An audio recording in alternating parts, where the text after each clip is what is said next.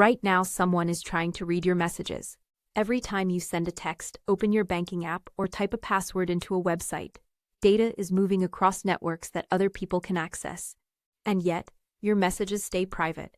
Your bank balance stays yours. Your password doesn't get intercepted. That's not because of luck, a firewall, or even really because of a password. That's cryptography. And here's the part that should stop you for a second. The system protecting your data right now is so mathematically secure that every computer on Earth working together couldn't crack it before the sun burns out. Not an exaggeration, that's the actual math. By the end of this video, you'll understand exactly how that's possible. Not in a vague, encryption is complex way, but in an I actually get what's happening way. Here's what this video covers. First, what encryption actually does to your data and why it's nothing like a password. Second, the two types of encryption that protect everything you do online and how they work together in a way most people never realize. Third, why brute forcing modern encryption isn't just hard, it's mathematically impossible. And finally, the one thing coming that could change all of that. Starting with something simple. Let's say you want to send a message. The message says, "Meet me at noon." That message leaves your device as readable text. It travels across cables, routers, servers, infrastructure that other people operate and other people can access. If nothing protects it, anyone positioned between you and the recipient can read it. This is called a man-in-the-middle attack. It can happen on public Wi-Fi or at the network level, and you would never realize it. So how do you stop it?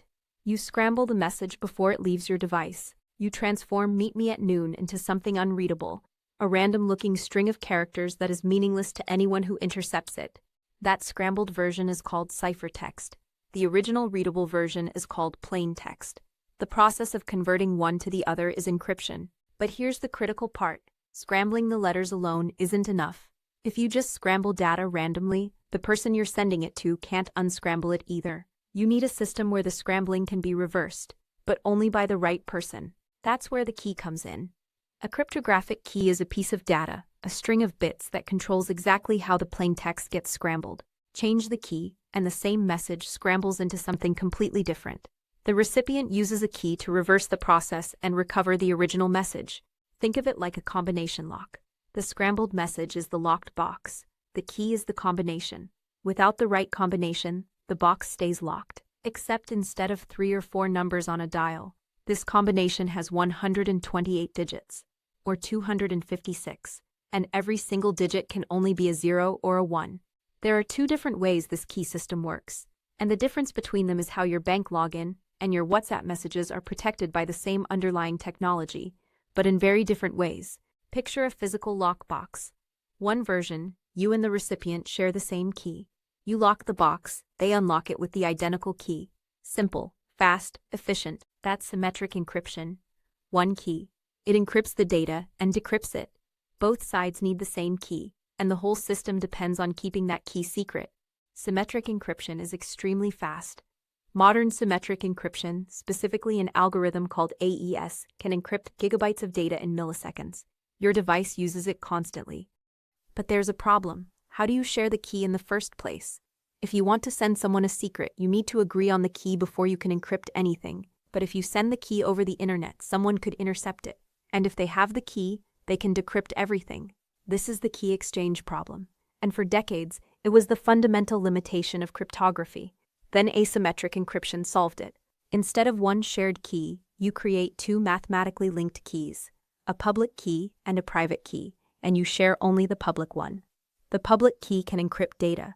Anyone can have it. You can post it on your website or hand it out freely. It doesn't matter. The private key decrypts data. Only you have it. It never leaves your device. Here's what makes this remarkable. Data encrypted with your public key can only be decrypted with your private key. The 2 keys are mathematically paired, but knowing the public key doesn't let you figure out the private key. The math only works in one direction. So now the key exchange problem is solved. Someone wants to send you a secret message. They use your public key to encrypt it. Only your private key, which only you have, can decrypt it. The public key can travel across the open internet without risk. This is asymmetric encryption, and it's the foundation of secure web browsing, digital signatures, and encrypted email. But here's something most people don't know. When you visit a secure website, the ones with the padlock in your browser, your connection doesn't use asymmetric encryption the whole time. It can't. Asymmetric encryption is powerful but slow. Encrypting a full video stream with asymmetric encryption would be computationally brutal. Phase 1. Your browser and the website's server prove to each other who they are and agree on a shared secret, a brand new key that only those two have. This is called the TLS handshake. It sets up the secure connection before any real data moves. It takes milliseconds. Phase 2. Once both sides have that shared secret, they switch to symmetric encryption, specifically AES, for everything that follows. Fast, efficient, and now secure because the key exchange happens safely in Phase 1. Asymmetric to set up. Symmetric to transmit. Every secure website you visit, every time, without you doing anything. So now you understand what encryption does, and how the two types work together. But there's still a question sitting underneath all of this. What stops someone from just trying every possible key until they find the right one? This is called a brute force attack, and it's exactly how you'd crack a simple cipher. Take Caesar's cipher, one of the oldest encryption methods in history. Julius Caesar used it to send military messages. The method, shift every letter in the alphabet by a fixed number, shift by 3, and A becomes D, B becomes E. The message attack becomes DWWDFN. The key is just a number between 1 and 25. A computer could try all 25 possibilities in a fraction of a second. Caesar's cipher is not secure. It never was against a determined attacker with time and computing power.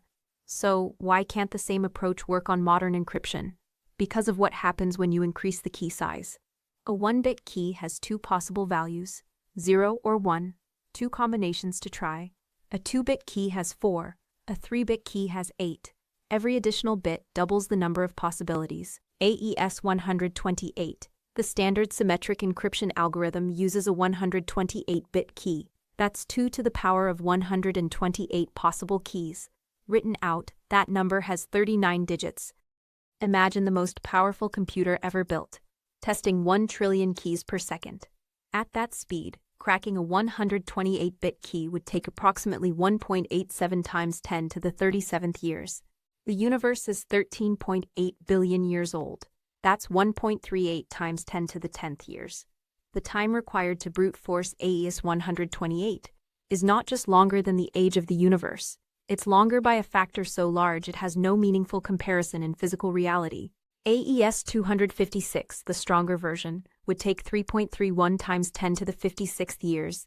The key space is so large that brute force simply doesn't work. For comparison, the encryption that was considered secure in the 1970s, a system called DES, used a 56-bit key.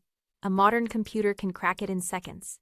DES was officially retired in 2005 because the math no longer held. The lesson: key size is not a technical detail. It's the entire security guarantee. Here's where it gets complicated. Everything described so far assumes classical computers, the computers that exist today. But quantum computers operate on different principles, and 2 quantum algorithms, Grover's and Shor's, change the math in ways that matter. Grover's algorithm, running on a quantum computer, cuts the security of a symmetric cipher in half.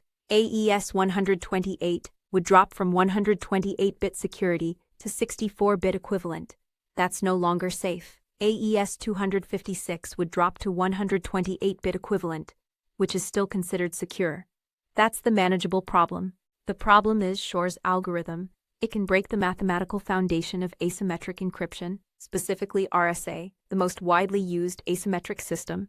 RSA's security depends on the difficulty of factoring large numbers. That's the one-way math from earlier, just applied at a much bigger scale. Shor's algorithm does that factoring efficiently on a quantum computer. No quantum computer today is powerful enough to do this. But if one ever is, it could figure out your private key just by looking at your public key. And the entire asymmetric system breaks. NIST, the National Institute of Standards and Technology, already finalized a new set of post-quantum cryptographic standards in 2024, specifically designed to replace RSA and similar systems before quantum computers become powerful enough to break them. This isn't a future hypothetical. The transition is already underway. The encryption protecting your data today is secure. The work happening right now is making sure it stays that way when the hardware catches up to the math. So here's where this lands.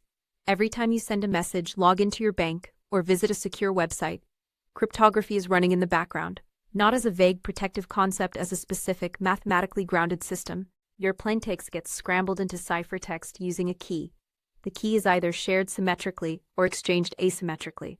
Your browser negotiates a secure session in milliseconds using both types together. And the key protecting that session is drawn from a key space so large that every computer ever built couldn't exhaust it. That's cryptography. If this helped, leave a like, and if there's a topic you want decoded the same way, drop it in the comments.